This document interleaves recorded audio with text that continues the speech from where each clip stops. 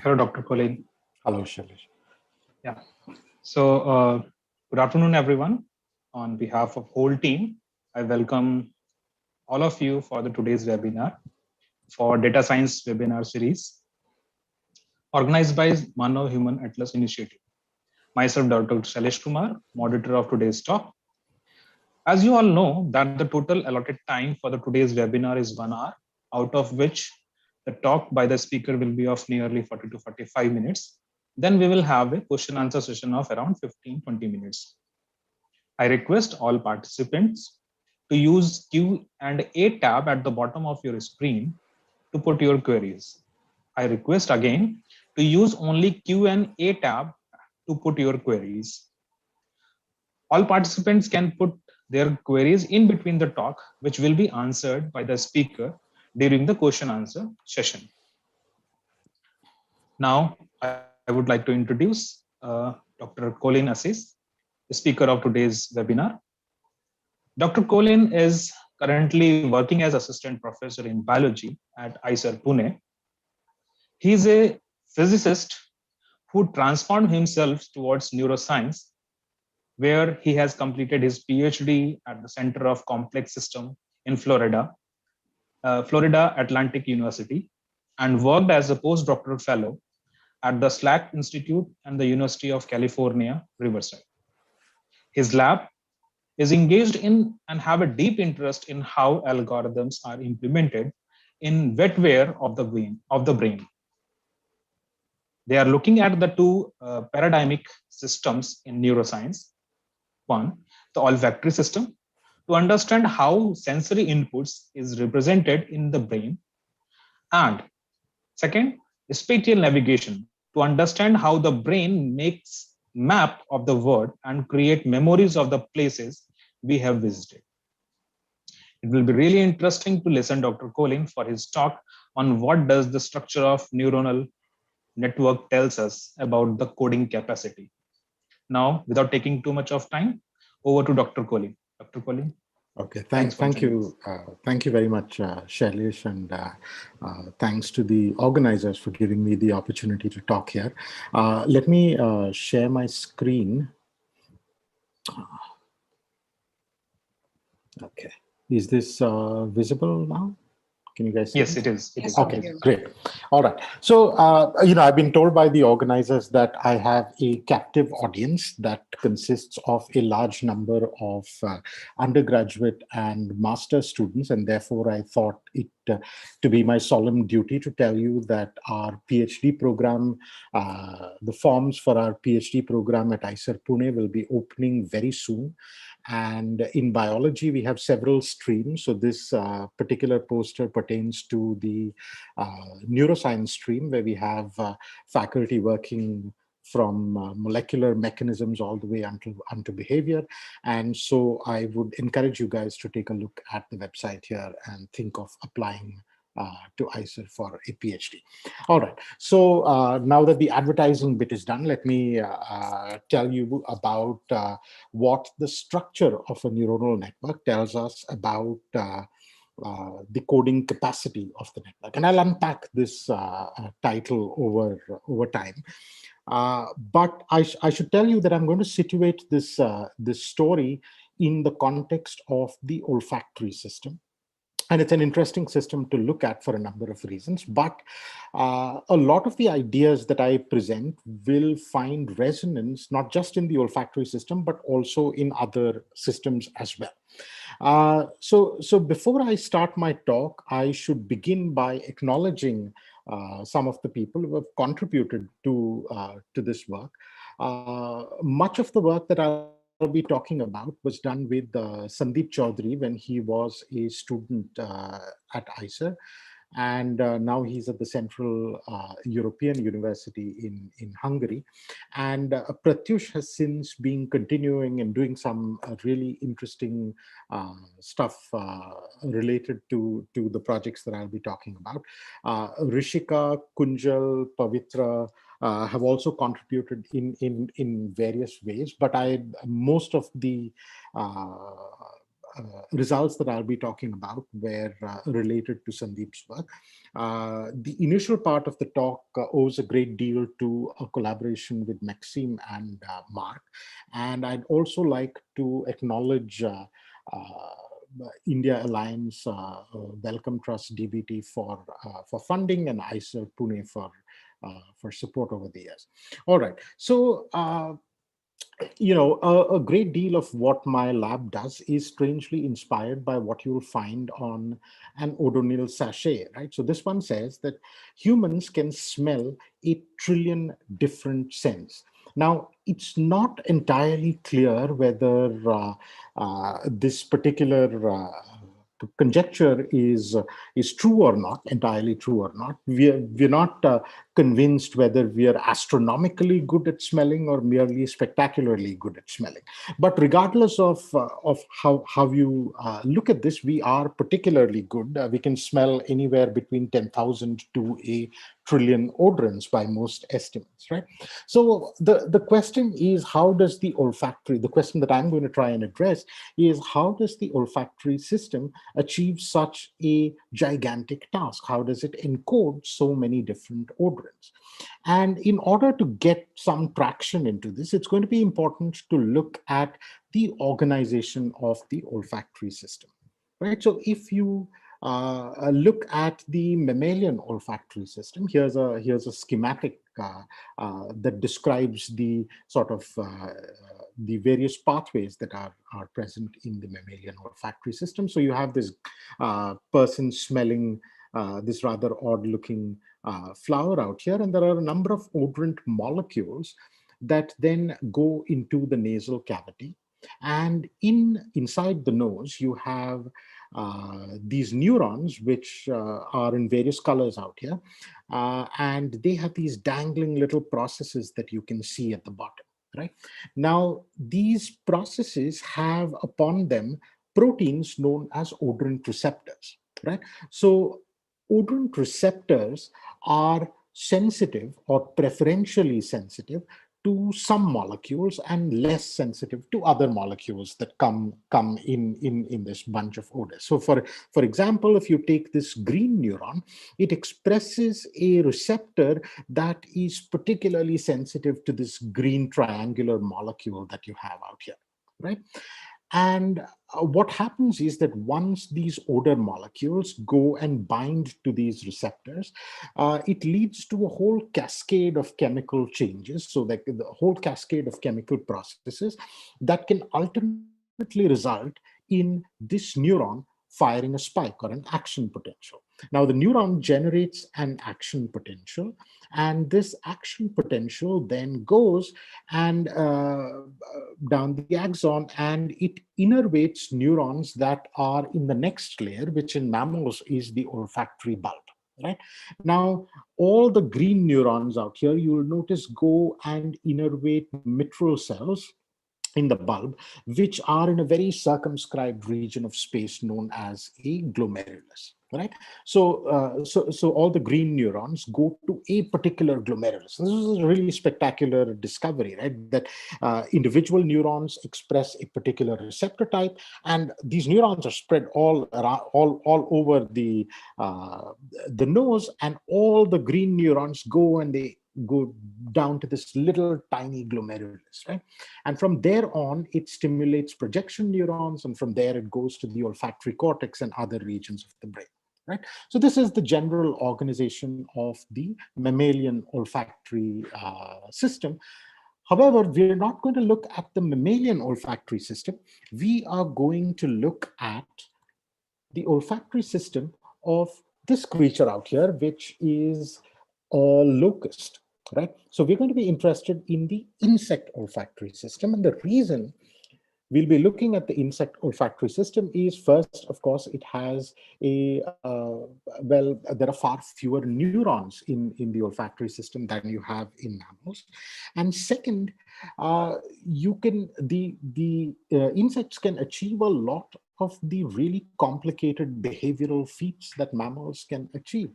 And so thinking about the insect olfactory system will actually reveal some of the mysteries of the mammalian olfactory system in general. And there are a lot of similarities in the organization of the olfactory system across species. Right now, owing to the relative simplicity of the insect olfactory system, we can actually, we have a way of trying to figure out how the representation of an odor in the olfactory system changes as it goes through different layers of the insect olfactory system. And here's a cartoon, a schematic of what the insect olfactory system looks like. So just like the mammalian olfactory system, you also have olfactory receptor neurons, except these are on the antenna of the insect. And they have, similar sort of affinities to different odor molecules. And these in turn project to what's known as the antennal lobe, which is the insect equivalent of the olfactory bulb in mammals, right? So these receptor neurons project to the antennal lobe, and there you have a tightly connected network of excitatory and inhibitory neurons, which then project further to what's known as the mushroom body and so on in the insect brain.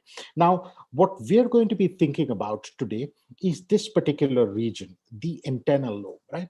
So our goal is going to be to model the neuronal network that's in the antennal lobe and try to figure out how this network encodes an odorant. Now, in order to make these models, one should perhaps sort of pause for a little bit and take a look at what neurons actually do, right? So here's a picture of a neuron, and inputs to this neuron come in through these tiny dendritic processes that you have out here. I can also stimulate this neuron using an electrode. I can inject a current into the neuron, right? And that's what's shown in this red line out here. Right? So here there's no current, and here you can inject currents that are going in various directions and so on. So when there's no current that's present, when you're injecting no current, then the neuron is sort of happily, the membrane potential across the neuron is happily at its resting state, right? So that's the resting membrane potential. Now, if I give this a sort of input like that, this direction is the hyperpolarizing. It's known as a hyperpolarizing input. So the membrane potential is going to go down like that, and when I release it from hyperpolarization, it's going to come up like that. Right? If I put a depolarizing input, which is a current in the opposite direction, it's going to go up like that and come back down. Right? So this is a passive response. It just, you stimulate it, it goes up a little and it comes back down. But what's interesting is actually the active responses of the neuron. So what happens is that when you give the neuron an input that's reasonably large, such that the membrane potential of the neuron crosses a threshold, which is this dotted red line over here. When it crosses the threshold, then there's going to be the membrane potential of the neurons then going to go on this extremely large excursion and then come back to the resting membrane potential, right? So it's going to come back and then it's going to settle back down to the resting membrane potential. And this large excursion is what's known as an action potential. Now, this is the currency that neurons use to talk to each other, right? So they talk to each other using these action potentials. So the first thing is neurons generate action potentials.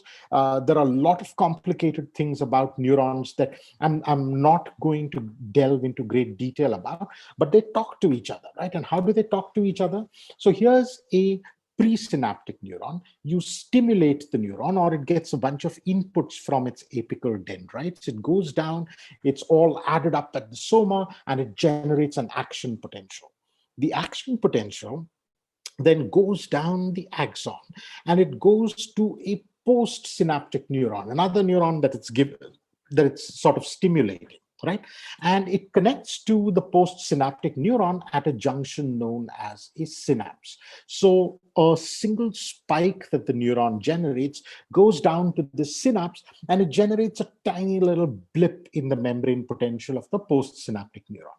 Now, this tiny little blip can be of two types. It can either take the postsynaptic neuron closer to the threshold, and if it does that, then it's an excitatory connection. And if it takes it away from the threshold, then that's an inhibitory connection. All right. So that's pretty much what you'll need to know immediately to get through the rest of the talk. All right.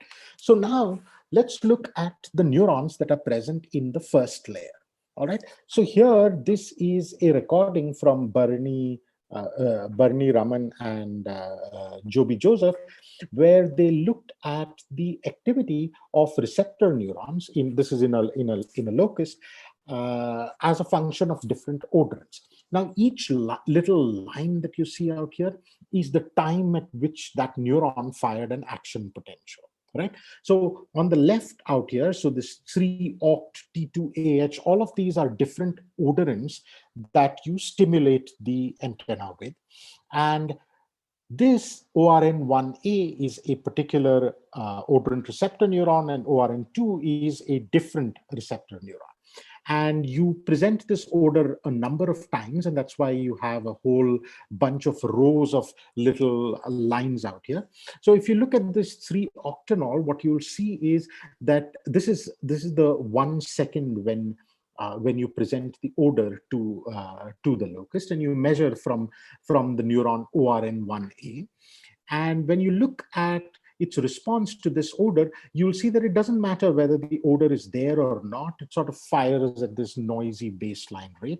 Whereas if you looked at a different neuron, you'll see that it's excited, the firing rate increases, and then it decreases, and so on, right? And similarly, you can look at that for a different olfactory receptor neuron. Now, if you were to look at all of these receptor neurons, it turns out that there are some things that you can use to sort of classify how a receptor neuron responds to an input, right? So when the odor input comes in, there's a certain latency with which the neuron will start firing. There is an amplitude and a rise time that's associated with a neuron and a receptor neuron pair. There's adaptation, and then there's a fall.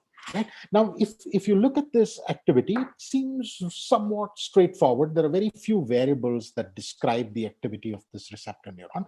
So in principle, when you're looking at all the odorant receptor neurons, and you're wondering, if I give a particular odor to this, can I look at the activity of the receptor neurons and figure out what odor it is?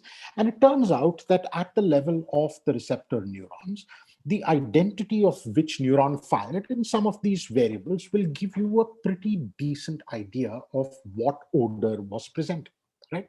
So this input, this receptor neuron input, then goes down to the next layer, right? And the next layer is the antennal lobe.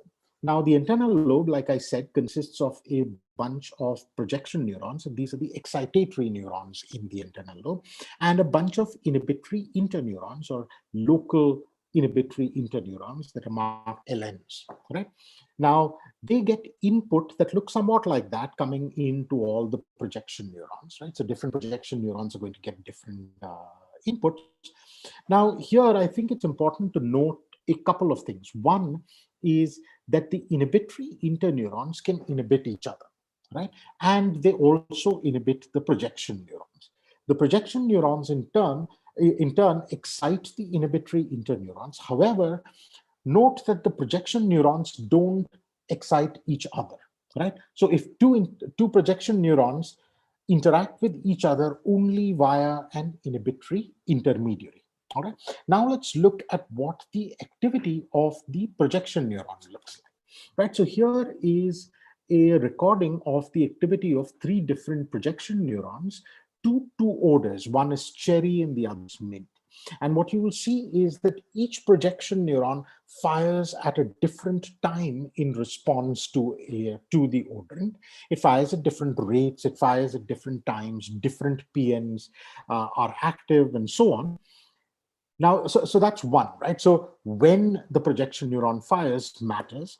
The second thing is that if you were to take the activity of all the projection neurons and average it, right? Take the mean activity of all the projection neurons, you're going to get a trace that looks somewhat like this. trace. It's an oscillatory trace, and these oscillations are approximately 20 hertz in the locus. So the LFP is what's known as the local field potential. So it's sort of the average activity of all of these projection neurons that's measured at the next layer known as the mushroom body, hence the acronym MP, and they generate these oscillations, right? So now this tells us something very interesting about the olfactory code that the antennal lobe generates, and it's this, right? So you can think of an odor as, sequential activation of groups of neurons, right? So you can think of it like a movie that's evolving in frames. In the first frame of the movie, that corresponds to, say, the first oscillatory cycle, some group of neurons are going to be active. In the second frame, which is limited to the second oscillatory cycle, you're going to get a different set of neurons active. In the third, you're going to get a different, perhaps overlapping set of neurons active. So if I were to present a rose or the odor of a rose, then the way your olfactory bulb, or in this case, the antennal lobe, represents it is by this movie that evolves in time in frames, right? So the idea out here is that every odor can be represented as a spatiotemporal pattern. The spatiotemporal pattern is what is just a fancy way of saying this movie that's evolving out here, right? So odors are represented as spatiotemporal patterns, right? So now the question that we started off with starts to acquire a slightly different complexion, right? So the question is, can the brain represent 8 trillion odors?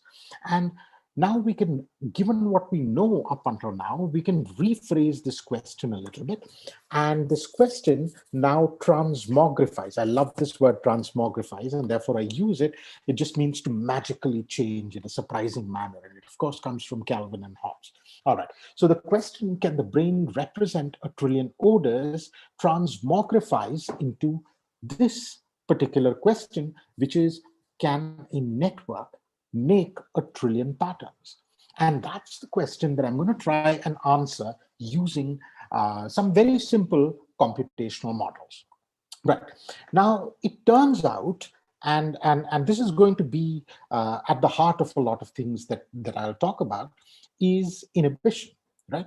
Now, it turns out that excitation only begets more excitation, meaning if you have one neuron that's active, drives another, that's going to get active, and eventually everything's going to fire at the same time.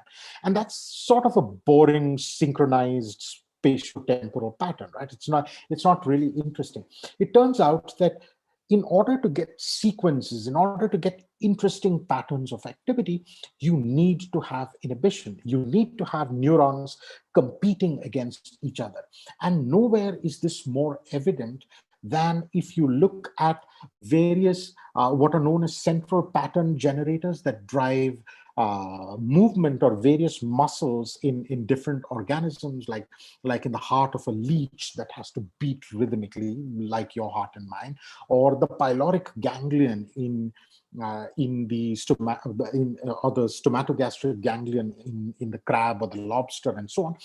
At the heart of all of these movement networks that generate very precise patterns that drive movement, it turns out that there is an engine, there's a group of inhibitory neurons that compete with each other, just like this particular network out here. And this is in a lobster.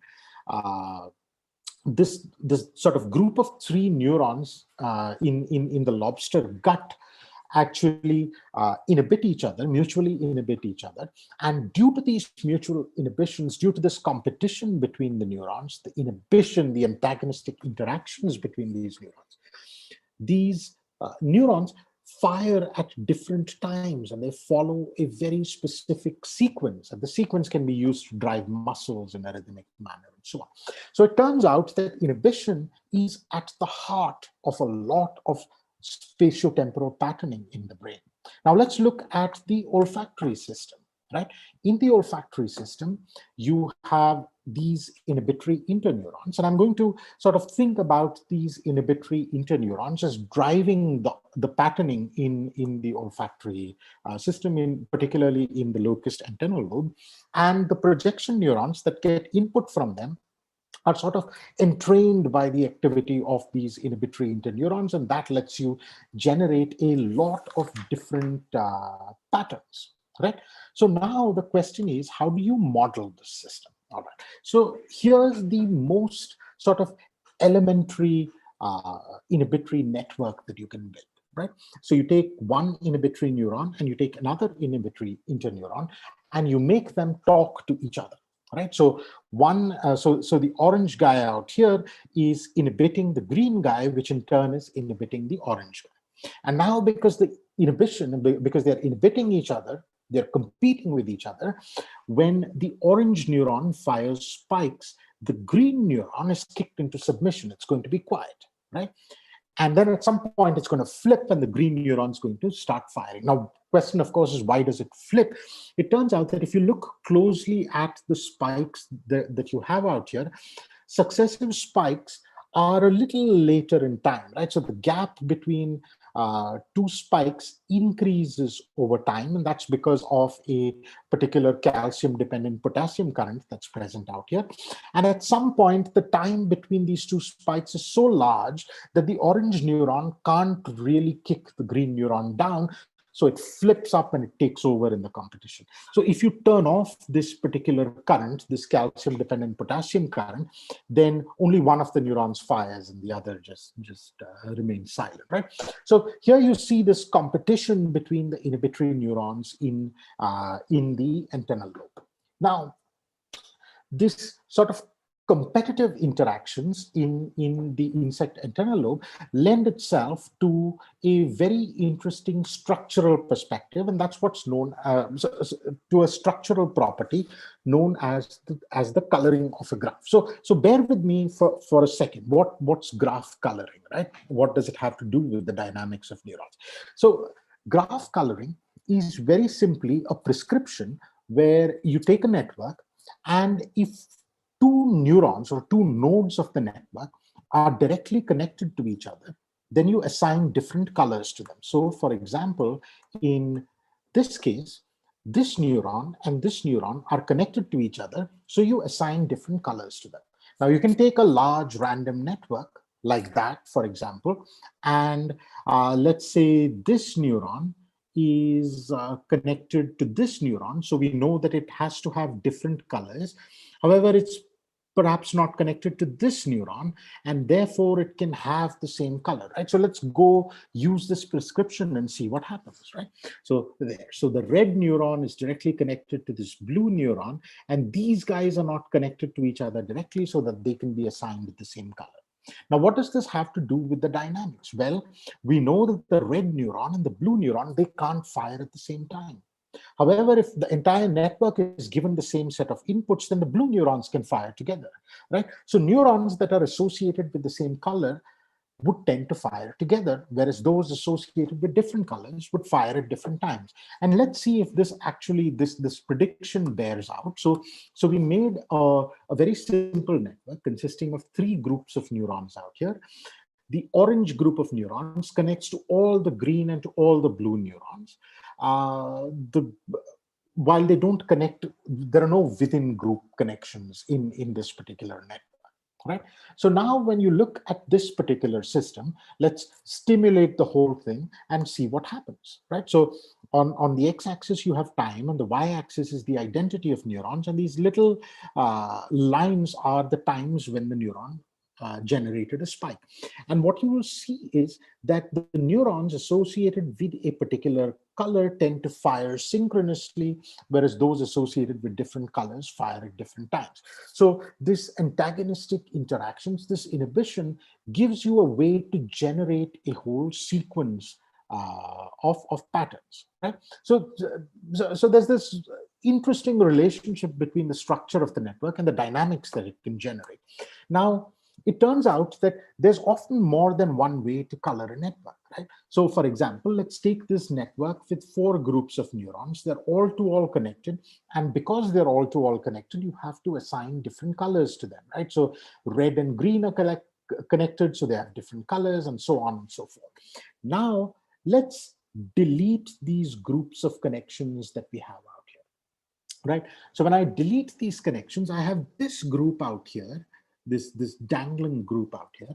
We know that it's connected to the green group of neurons, so it can't fire at the same time as the green group, but it can fire either with the red or with the blue groups, right? So there are 2 ways in which you can color this network: red, green, blue, red, and red, green, blue, blue. And this particular multiple colorings has dynamical consequences. So if you look at this ambiguous group out here, you'll notice that it fires whenever both the blue and the red groups fire. But when the green guy fires, it stops firing, right? So you can have all of these dynamic coalitions that are present depending on the colorings of the network. All right. Now, these are the sort of networks that I've been talking about, right? They seem rather simple, nearly trivial networks to think about. And if you look at the insect brain, this is what the insect brain looks like. So the level of complexity that we're talking about over here is huge. I mean, it's orders of magnitude. If you could quantify the complexity, than these simple networks that we're thinking of. So how do we wrap our minds around this kind of complexity? How do we simulate the dynamics of more complex networks and try to understand what it does, right? And one of the ways to deal with complexity is to think of a system that's sufficiently complex that it encompasses some of the properties of these more complex dynamical systems, but at the same time, it's sufficiently simple that we can wrap our heads around it, right? And that takes me to a very interesting game, and this is a tangent, so bear with me for a little bit while I go on this tangent, and we'll come back to thinking about the olfactory system. So the system that I'm going to model has a very close connection to this game of Sudoku, right? So what's Sudoku? Sudoku, a lot of you guys must be familiar with, is this grid-like this game, which consists of a 9x9 grid. And on this 9x9 grid that you see in newspapers all the time, this particular puzzle has numbers that are there. These numbers are clues, right? Now, the goal of this game is to fill in the blank squares such that in every row, column, and 9x9 block out here, the numbers, the integers 1 to 9 appear only once, right? So that's the constraint on this particular network.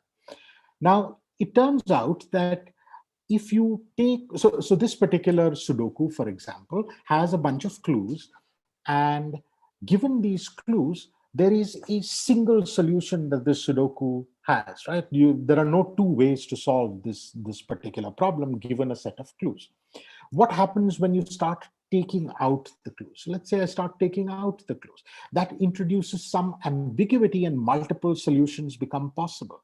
And as I take out more and more of these clues, when I take out all the clues, the total number of possible Sudokus is this astronomical number. So this is about 10 to the power 9.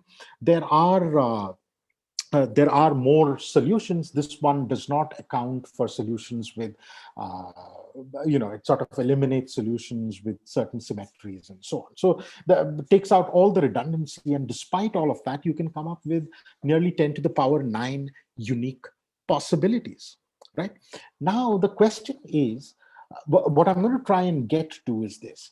So if you can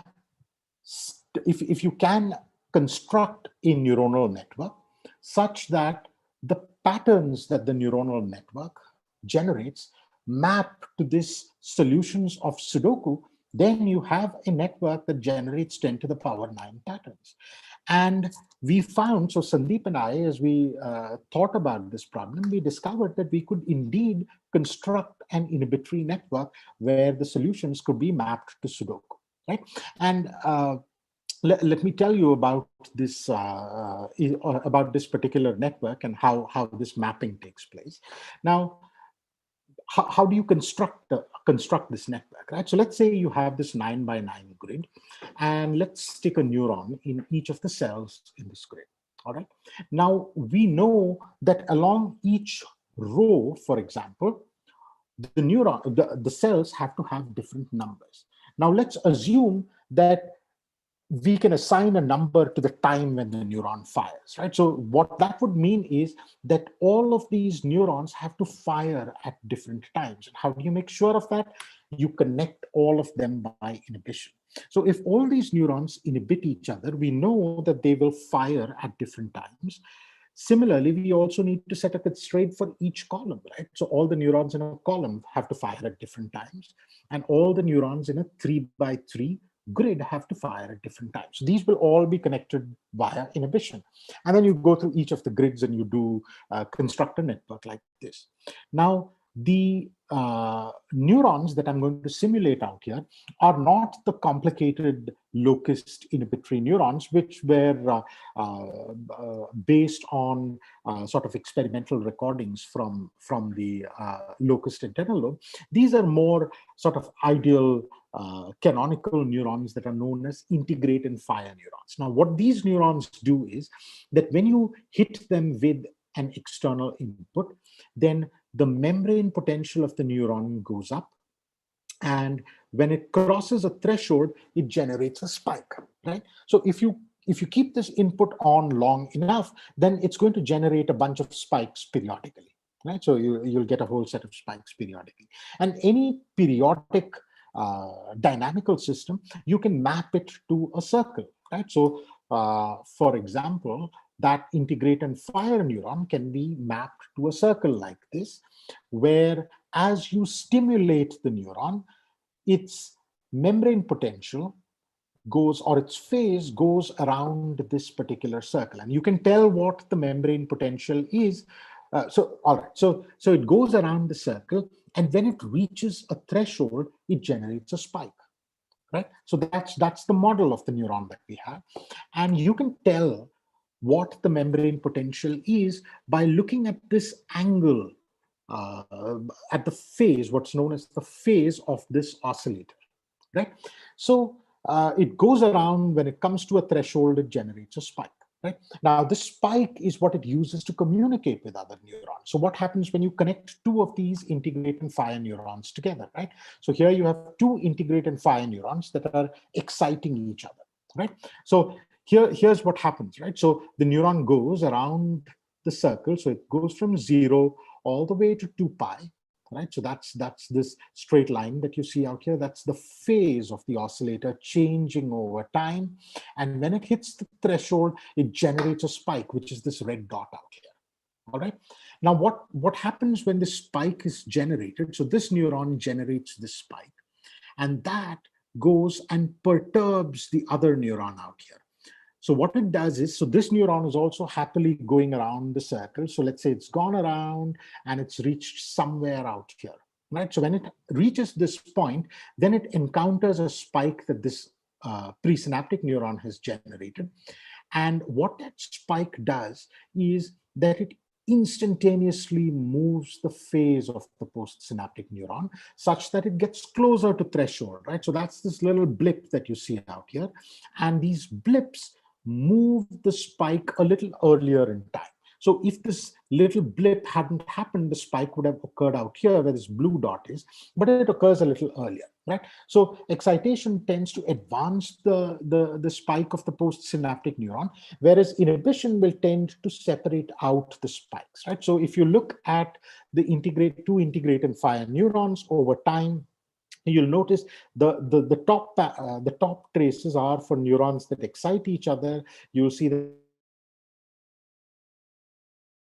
tend to go further and further apart from each other, right? So what we did is you take 9 neurons like that, and you connect them all together, make them inhibit each other, and you drive the system, and all of these neurons will distribute themselves around the circle, right? So they'll be spread out around the circle.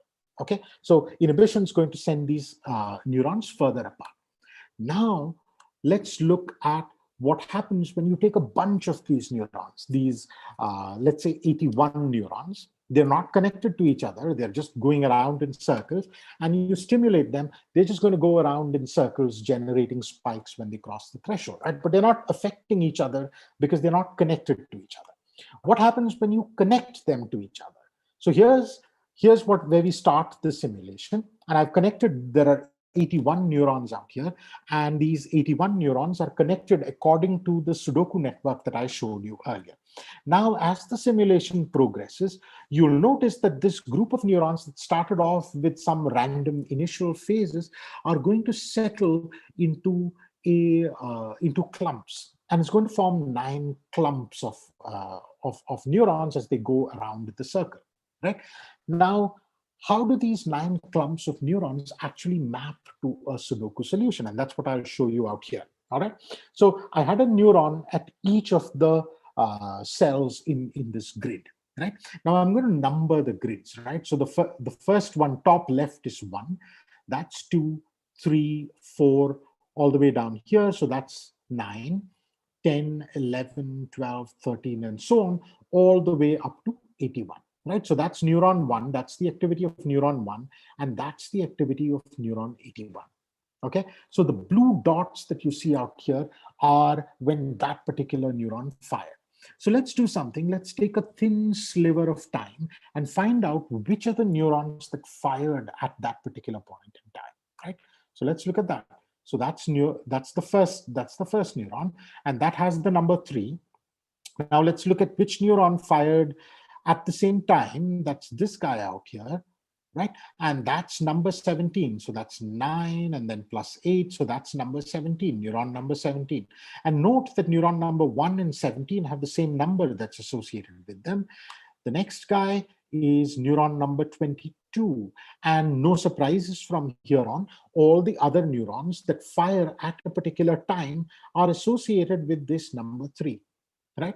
And now if you look at all the ones, you'll find another group of neurons and so on. So the idea out here is that at each point in time, a particular neuron fires a spike, and it's periodically the same thing repeated over and over again. So this is one solution to a Sudoku. Now you can imagine that there are 10 to the power 9 different ways in which you can organize this. And what that would mean is, that would imply that these groups would just be reorganized, right? These clumps would be reorganized, and you'd get different sets of neurons in each clump. And each of these patterns would correspond to one solution of a Sudoku. So the idea that I'm trying to get to out here is that a small network with merely 81 neurons can in fact generate a large number of patterns, and each of these patterns can be associated with a particular odor. So there's no real bottleneck in the network that sort of prevents you from generating a large number of odors. All right, so let me get through that. Okay, now sort of going back to odonil sachets again, which seem to inspire a great deal of what my lab does. Not only can we smell a trillion odorants according to Odonil, we can also remember them with 65% accuracy after a whole year. So these sort of these patterns are stable despite all the stuff that's happened over the last year, right?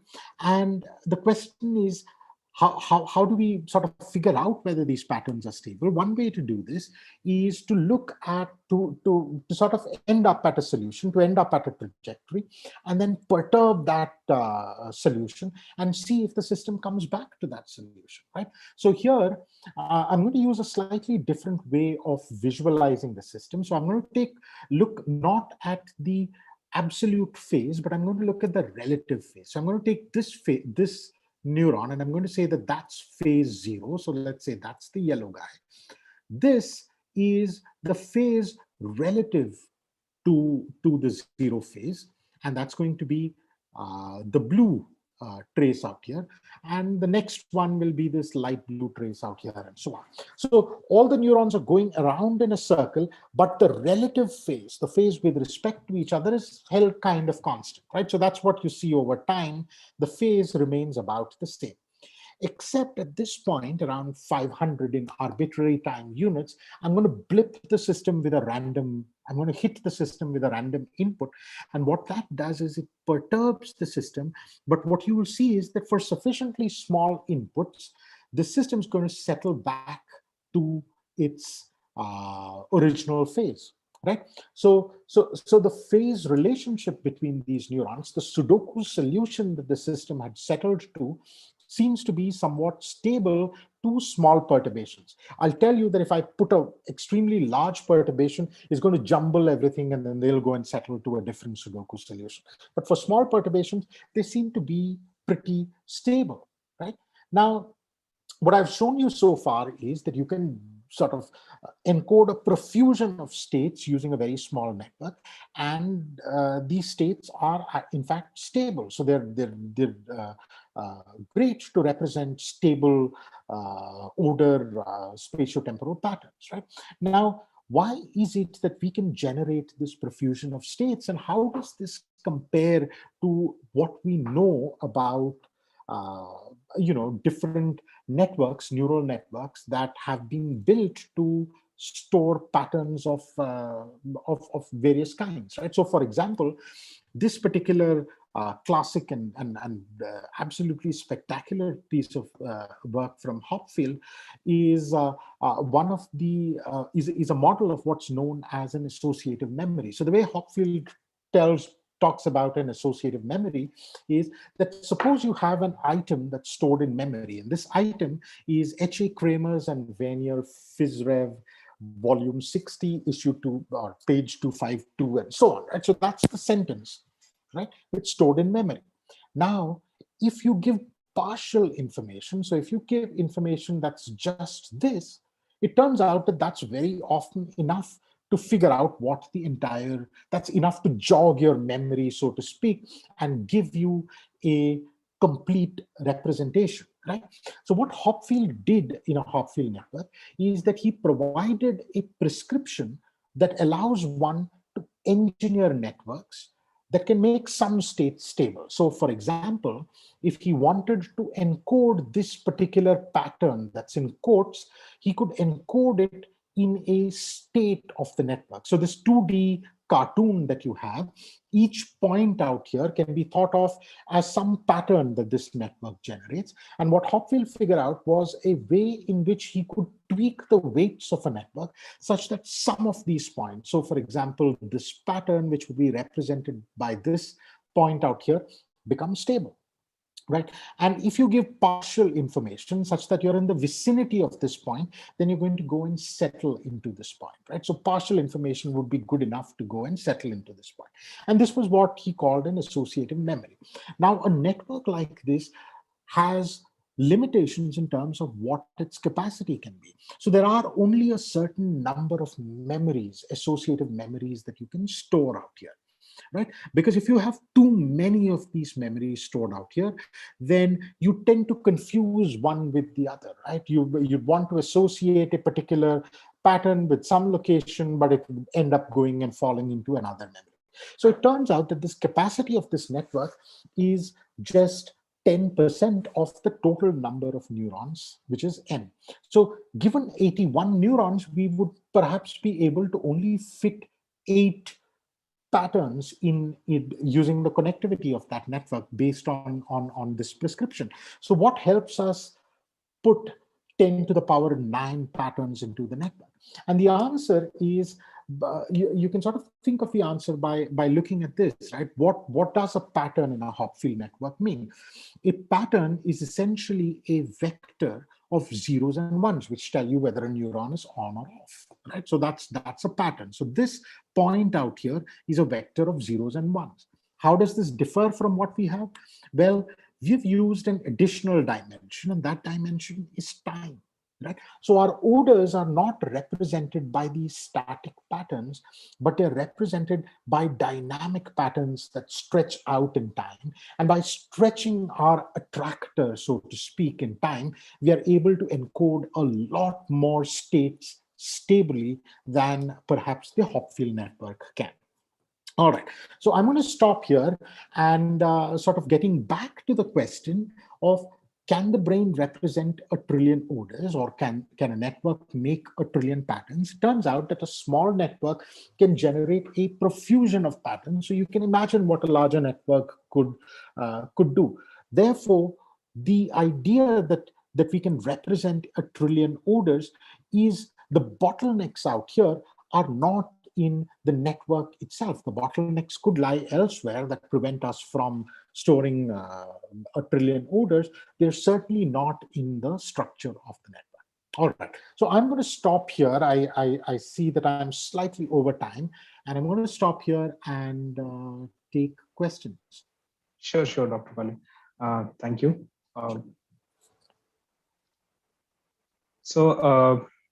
We have received a few queries from the participants. And first query, which I would like to put in front of you is, how can an odor suppress the effect of another odor when both orders come simultaneously to the individual? Right. So this is sort of how does one odor mask another odor? So it's a broader question than merely the inhibition of the network itself. It's the entire pattern that the network generates. So it turns out that you can act, and they've done some of these experiments with insects. Right? You can in fact stimulate a network with a certain odor, and that will generate some pattern, and you stimulate it multiple times. It turns out that the network can have, shall I say, a propensity to generate that pattern. It can learn that odor. You can stimulate it with another odor, and you can also stimulate it with mixtures of odorants. Now, if there is an odor that you have learned before, and you stimulate the network with a mixture of odorants, then the pattern that the network generates can tend more towards the odor that was learned, or that it has a propensity to the pattern that was used to stimulate the network multiple times. So the pattern can shift towards that, and perhaps not to the extent that you'd completely ignore the mixture, but you would sort of classify it as one odor rather than another. So in that sense, it's possible for one odor to become more dominant than the representation of another. Okay. Yeah. Sure. So thanks. Another question means you was talking about the synchronization of the neurons, right? And for something. So is this synchronization occurs for each type of memory? Like if anybody want to recall the music which they had listened somewhere else, and for any other thing, means like taste, music, or place they visited. And if there is a desynchronization of this neuron, what is the effect of this on the memory? Is there any link between these two things? Right. So I think that in so typically, so if you look at, for example, episodic memories, where memories are associated with particular events, and there is an order or a sequence of events that are associated with the memory, then it turns out that, and this is a part of the brain that's sort of implicated in these kinds of memories, is what's known as the hippocampus. And you'll see that in the hippocampus, for example, in the process of encoding the memory, you do see that some oscillations seem to play a role. So very often, if you're walking along a particular trajectory, that trajectory that you walk through space is represented as a sequence of neurons firing one after the other. And as you're walking, you also generate an oscillation known as a theta oscillation, and these spikes occur against the background of these theta oscillations, and they do seem to play a role in encoding these memories. And when you recall these memories, conjecture out here, of course, when you recall these memories, these same sequences are also replayed. Now, it can happen that you don't have theta oscillations in the background when you replay these memories, but certainly the encoding seems to, theta oscillations seem to play a very important role in encoding the memories. So in response to your question, I would think that the sequence that the neurons fire in is what one could think of as a neural representation of a memory. Now, if you were to desynchronize theta, if you were to desynchronize these oscillations, and there is some evidence that theta oscillations can be not quite as prominent in patients with Alzheimer's, for example. And there you see deficits that are associated with memory too. But I'm not sure that the connection between the two is very well established. There are certainly some indications that oscillations play an important role in creating memories. Yeah. Sure. Thanks. Really insightful. So this another question is associated with the previous one. This neural desynchronization of these neurons, does they represent any mental disorder, or any, can it be used for predicting some mental disorder at the later stage, like autism or something, which may affect something related to this? Is there any relation between these things? You know, Yeah. in a number of pathological states, I think olfaction has been sort of an early indicator of a number of pathological states. So, for example, your ability to smell has been closely related to Alzheimer's. Or rather, your inability to smell certain odorants has been related to Alzheimer's, and in fact, it also turns out to be one of the tests that are used to sort of tell to diagnose these conditions. But so it's not entirely clear to me whether synchronization in olfaction. So in the locust, you see these 20 hertz oscillations. You can have higher frequency oscillations that are seen in the olfactory bulb, and the olfactory bulb has very prominent connections to the amygdala, to the hippocampus, and so on. And some of these communications might, in fact, ride upon these oscillations. But it's still a matter of conjecture what specific role oscillations might play in olfactory memories that drive or in how it drives the hippocampus. But there certainly seems to be some synchronization across these regions.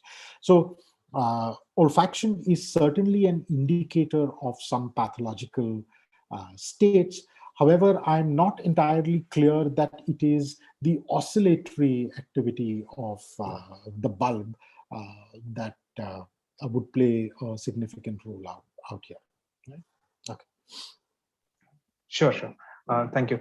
This last question, which means one participant had asked, that is there any similarity in the pattern of oscillation with other organism with the human? Is there any difference in the oscillation pattern with respect to the organism specific, or they are similar in all the organisms? So there are certainly differences that you will see in oscillatory activity. So, for example, rodents, the olfactory bulb activity is in a very different range from what is seen in locusts. And also, I think the study of oscillations is one of the earliest, some of the earliest examinations of the brain have been to look at various oscillations that are present. So there are theta oscillations that are seen in rodents. There are theta oscillations that are also seen in humans. The frequency ranges would vary between humans and rodents. There are alpha oscillations in humans that you see in EEG, which are at 10 hertz. So there's a whole zoo of oscillations that are present across species, going from insects all the way to humans, and the ranges might be different. But we have a lot of our of studies that neuroscientists have been doing have been looking at oscillations in different ranges and ascribing roles and trying to understand what role these oscillations might play. Sometimes the connection to oscillations in humans might be a little bit iffy, but certainly there are a whole zoo of oscillations across species, and they certainly seem to play a role in function across species. The specifics might be different, but there's certainly a lot of connections across. Sure. Thank you, Dr. Colin. And looking at the time constraint, I'm not taking any more questions, and the questions which are left, we will communicate to you through mail, so that you can answer later on. Yeah. So thank you, Shah. Thank you all for Thank you all for joining. Thank you all for joining us for a very interesting and interactive webinar. I really thank Dr. Colin for sparing time from his schedule for such an informative talk, and with prime focus on algorithmic view of neurobiology. This is really very insightful. And I request all participants to fill their feedback form for today's talk. And those who have attended webinar through YouTube Live, they can also send their feedback to the link provided in the description box. So that feedback link is in the description box of the live session, that Mano Human Atlas live session. So thank you all. I would like to inform the participants that in the series of data science webinar, we'll have Dr. Ganesh Pagler from IIIT Delhi with us for the next talk in the series on the 1st of April 2021. So for more details, please visit at Mano at media as various social media platforms like Twitter, Facebook, and Insta. So this is where you can get information for the next talks also. So I also like to thank the whole outreach team to organize this webinar, and the whole technical team for their support. Thank you all, and good evening. All the best. Thank you. Thank you, sir.